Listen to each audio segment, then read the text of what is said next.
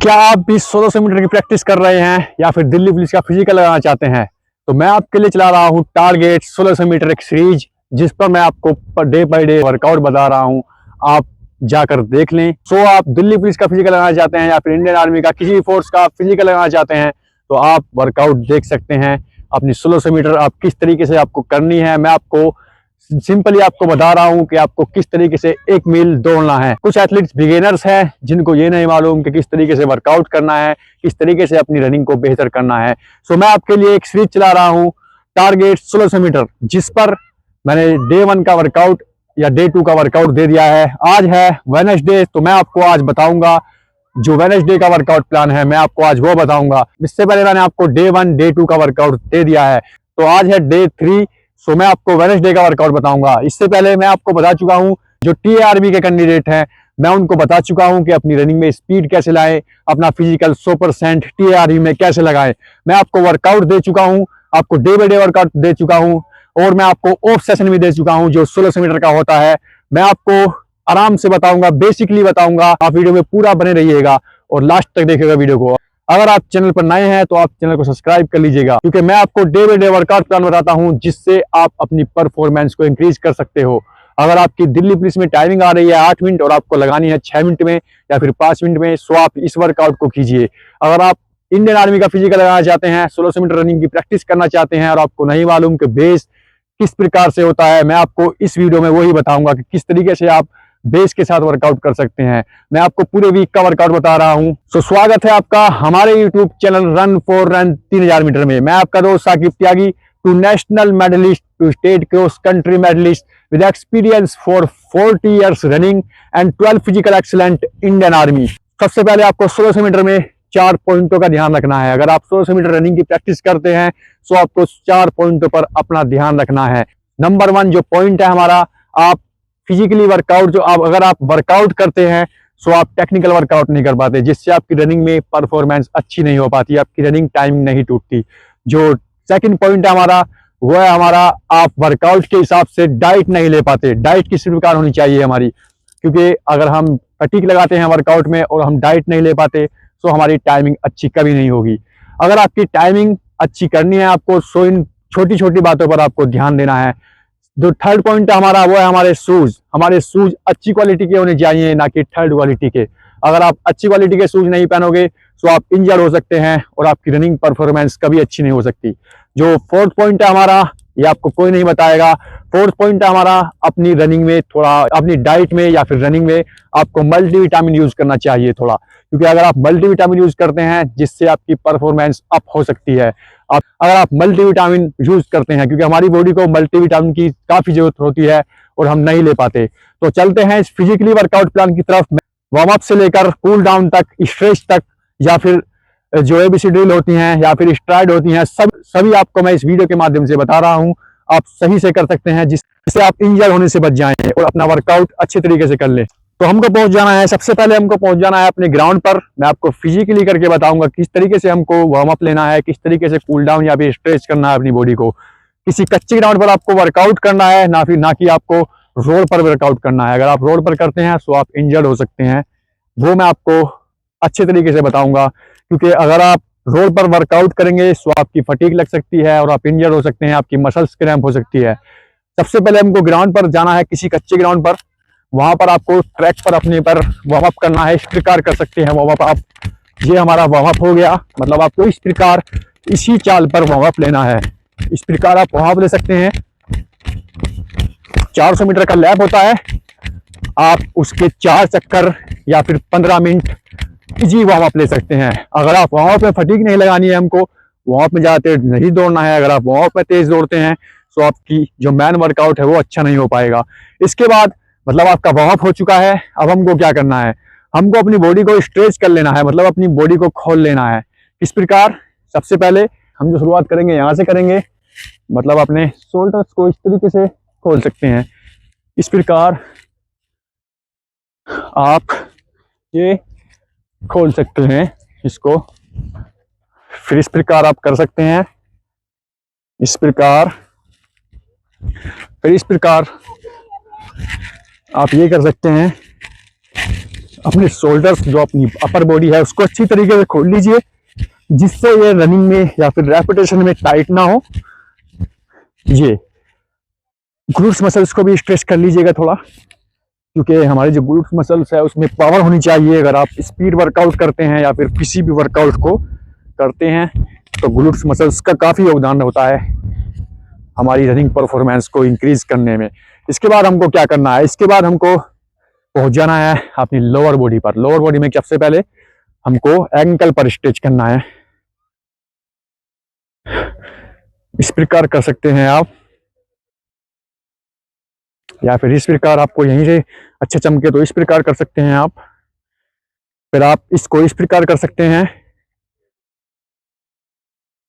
फिर हैमस्ट्रिंग को स्ट्रेच करना है, इस प्रकार कर सकते हैं, इस प्रकार कर सकते हैं आप हैमस्ट्रिंग को स्ट्रेच, फिर इस प्रकार, फिर इस प्रकार।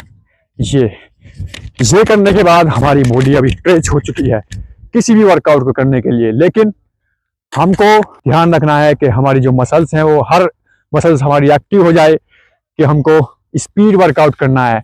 हमको सबसे पहले एबीसी ड्रिल लेनी है। आपको 4 या 5 एबीसी ड्रिल ले लेनी है, जिससे आपकी मसल्स रेडी हो जाएं वर्कआउट को करने के लिए। फर्स्ट ड्रिल हमारी ये होगी, इस प्रकार आप ले सकते हैं। जो फर्स्ट ड्रिल है हमारी, आप उसको इस प्रकार ले सकते हैं।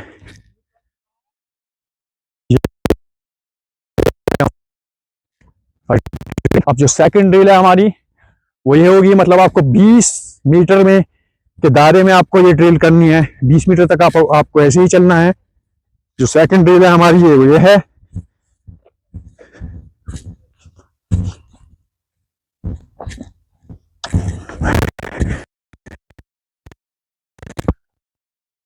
हमारी वो ये है, ए स्कीप जिसे बोलते हैं। ए स्कीप को हमको ध्यान रहे सही तरीके से कर लेना है। अगर आप ए स्कीप में थोड़ा पोर्शन ऊपर ले जाते हैं तो आपकी ग्लूट्स मसल्स की जो पावर है वो खत्म हो सकती है। इसको ध्यान रहे कि सही तरीके से इसी पोर्शन में लाना है, सिर्फ इसके एंकल में, मतलब आपको इसके एंकल में ही रखना है अपना पोर्शन। अगर आप इसको ऊपर उठाते हैं तो आपकी इसकी जो पावर है ग्लूट्स मसल्स की वो डाउन पड़ जाएगी और आप स्पीड से नहीं दौड़ सकते। जो 20 स्कीप है इसकी, वो मैं आपके सामने करने जा रहा हूं। ये 20 स्कीप हो गई इसकी।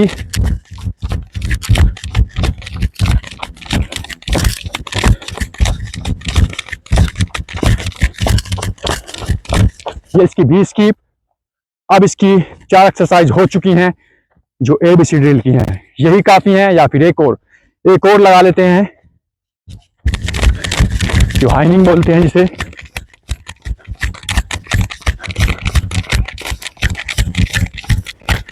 बीस मिनट करने के बाद आपको रुक जाना है। अब हमारी बॉडी एबीसी ड्रिल से कंप्लीट हो चुकी है, लेकिन हमको स्पीड लाने के लिए अपनी बॉडी में अब क्या करना है, हमारी बॉडी में स्पीड लाने के लिए हमको लगानी है स्ट्राइड। वो मैं आपके सामने करने जा रहा हूं।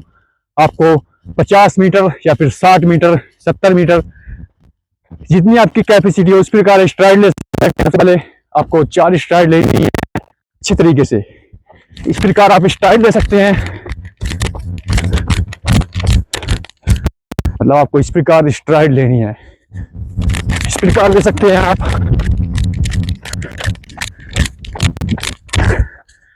ये हमारी स्ट्राइड कंप्लीट हुई। अब हमको क्या करना है, जो मैन वर्कआउट है, अब हमको वो मैन वर्कआउट करना है। आज का हमारा मैन वर्कआउट क्या है, वेडनेसडे है हमारा। सो हमारा मैन वर्कआउट आज का है। कल रेपिटेशन लगी थी 600, 400, 600, लेकिन हमको अपनी बॉडी को उसी स्पीड में रखने के लिए आज भी रेपिटेशन ही लगानी है। मतलब आपको क्या रेपिटेशन लगानी है, 400 मीटर की 5 रेपिटेशन लगानी है। मतलब आपको 400 मीटर की 5 रेपिटेशन लगानी है, जिसमें आपकी टाइमिंग होगी एक 400 मीटर की 1:20, जिसमें आपका रेस्ट होगा 1.5 मिनट का। मतलब आपको 1:30 की रिकवरी लेने के साथ साथ 1:20 में रेपिटेशन क्लियर करनी है। आपको 5 रेपिटेशन लगानी है 400 मीटर की। लगा सकते हैं, इजी वर्कआउट है बहुत। 5 रेपिटेशन लगाने के बाद आपको कूल डाउन लेना है। किस प्रकार लेंगे कूल डाउन, वो मैं आपको बताऊंगा। ये रेपिटेशन लगाने के बाद आपको कूल डाउन लेना है। किस प्रकार, आपको इस प्रकार कूल डाउन लेना है। 1:20 की आराम से रेपिटेशन लगा सकते हैं आप।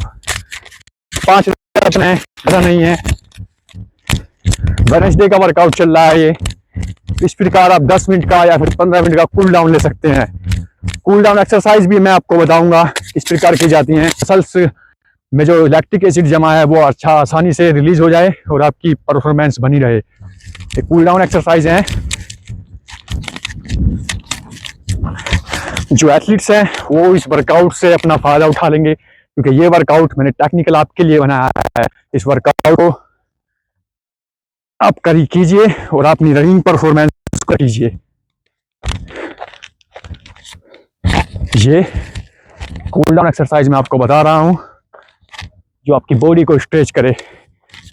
ये हमारा कूल डाउन हो चुका है और हमारा मॉर्निंग सेशन कंप्लीट हो चुका है। अब हम चलते हैं जो इवनिंग सेशन है हमारा। इवनिंग में हमको क्या करना है? इवनिंग में सबसे पहले हमको अपने ग्राउंड पर आ जाना है। हमको इजी वार्म अप के तौर पर रनिंग करनी है। कितनी रनिंग? 25 मिनट रनिंग करनी है। इजी रनिंग आपको करनी है, मतलब आपको 25 मिनट इसी बेस से करनी है। 6 मिनट का आपका पेस होगा, मतलब आपको 6 मिनट में 1 किलोमीटर दौड़ना है। इजी कर सकते हैं जिससे आपका इंड्योरेंस बन जाए, जिससे आपकी जो फटीग लगेगी सुबह में वो रिकवर हो जाए अच्छी तरीके से। आप इस तरीके से कीजिएगा। 6 मिनट में 1 किलोमीटर आप लगा सकते हैं। इजी रनिंग करने के बाद अपनी बॉडी को सही से स्ट्रेच कीजिए और जो भी एक्सरसाइज आप पे आती है, सिटअप वगैरह या फिर आपकी कोर, मैंने बताया है कि कोर कीजिए। स्ट्रेचिंग एक्सरसाइज की मैं आपको जल्दी वीडियो बना कर दूंगा, आपको किस प्रकार स्ट्रेचिंग एक्सरसाइज करनी है रनिंग के बाद। सो आप ये वर्कआउट कीजिए और अपनी रनिंग परफॉर्मेंस को इंक्रीज कीजिए। तो ये है हमारा दिल्ली पुलिस का स्पेशल 1600 मीटर मैं आपके लिए सीरीज चला रहा हूँ, उसका 3rd डे। आप अच्छी तरीके से वर्कआउट कीजिए और अपनी परफॉर्मेंस को इंक्रीज कीजिए।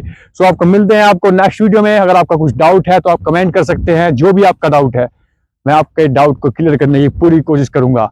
सो नेक्स्ट वीडियो में मिलते हैं। कीप रनिंग गाइस, अपनी परफॉर्मेंस को बूस्ट कीजिए, इंक्रीज कीजिए।